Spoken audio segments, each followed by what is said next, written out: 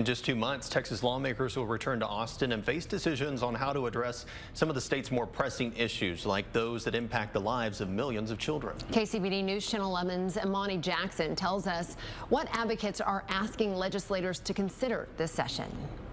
Advocates are pushing state lawmakers to make the needs of children a top priority this legislative session. Children at Risk, a nonprofit working for children and families for over 30 years, says action is needed now to address some of Texas' most urgent challenges. Those are our future workers. So we must make sure that public schools are certainly funded, that they have the resources, teachers, other staff who are vital to educating and training our future workforce. We must make sure they have the resources that they need. The nonprofit's agenda focuses on many areas, including childcare, early education, and workforce development. Right now, nearly 1.6 million Texas children don't have access to affordable childcare. And many families, especially in rural areas, are left with long waiting lists or no options at all, according to Children at Risk. Families can't afford to pay more. Texas families are spending 10 to 50% of their annual earnings on childcare for infants and toddlers. That's almost equivalent to what they pay for college tuition 18 years later.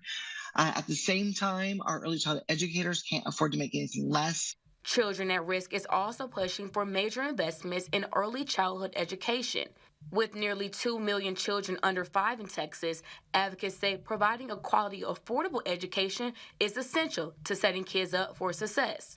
1 in 5 Texas children lives in poverty, and advocates say many of these children can break the cycle if they have access to resources. We need to look at our children as all starting on a level playing field.